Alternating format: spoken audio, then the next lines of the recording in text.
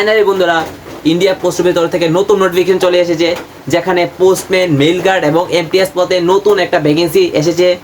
ঠিক আছে, তো এটা গত 3 দিন আগেই তোমাদের জারি হয়ে গিয়েছে। ওকে, তো তোমাদের প্রমাণস্বরূপ দেখার জন্য আমার স্ক্রিনে তোমরা নোটিফিকেশন দেখতে পাচ্ছ। হ্যাঁ, তো দেখো সেখানে কি রয়েছে, তোমার কবে লাস্ট ডেট, কবে থেকে তোমাদের ফর্ম ফিল আপ চলবে, সম্পূর্ণ তথ্য আজকে এই ভিডিও দেব তোমাদেরকে। আর তোমরা এই ভিডিওটা স্কিপ না করে দেখো, ফুল ইনফরমেশন এই ভিডিও থেকে তোমরা নিয়ে যাও।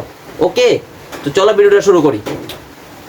পোস্ট অফিস রিক্রুটমেন্ট 2025, তোমরা দেখতে পাচ্ছ কি post office recruitment 2025।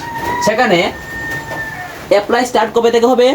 Apply start 14/7/2025 থেকে শুরু হয়েছে, অর্থাৎ গত 3 দিন আগে থেকে তোমাদের শুরু হয়েছে। অনেকে ফর্ম ফিল আপ করেছে। ওকে ভাই, অনেকে ফর্ম ফিল আপ করেছে।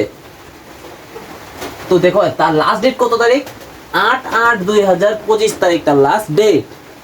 দেখো অ্যাডমিট কার্ড কবে দেবে তোমাদের? অ্যাডমিট কার্ডটা কবে দেবে? দেখো 25/8/2025 তারিখে তোমাদের অ্যাডমিট কার্ড জারি হবে। তোমাদের অ্যাডমিট কার্ড জারি হবে কত? 25/8/2025।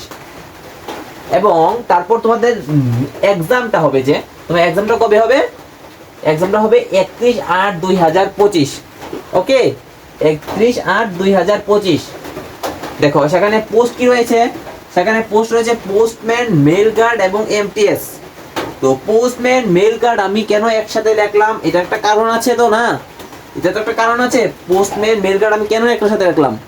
দেখো পোস্টম্যান এবং মেইল গার্ডের যে এডুকেশন কোয়ালিফিকেশন বা এলিজিবল ক্রাইটেরিয়া, এটা সম্পূর্ণ সেম বলতে পারি। দেখো কি রয়েছে, কোয়ালিফিকেশন কি রয়েছে তোমাদের পোস্টম্যান, মেইল গার্ডের জন্য? কোয়ালিফিকেশন রয়েছে 10 পাস।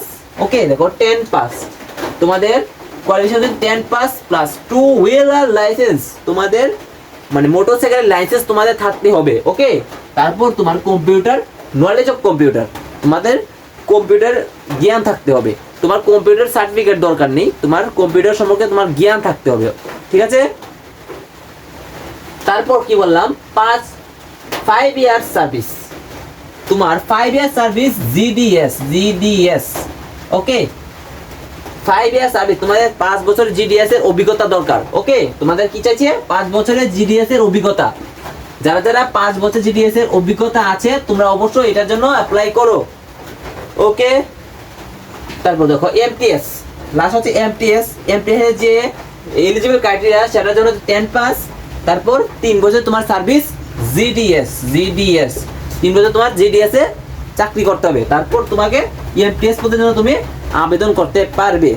ওকে, আর এটা সম্পূর্ণ প্রমোশনাল একটা, হ্যাঁ, তোমাদের কি হবে? রিকমেন্ড করে, প্রমোশনাল রিকমেন্ড। ওকে, যদি ভিডিওটা ভালো লাগে অবশ্যই বন্ধুদের কাছে শেয়ার করবা, লাইক করবা এবং চ্যানেলটা কিন্তু সাবস্ক্রাইব করবা। তো দেখা হচ্ছে পরবর্তী ভিডিওতে নতুন কোনো আপডেটের সাথে।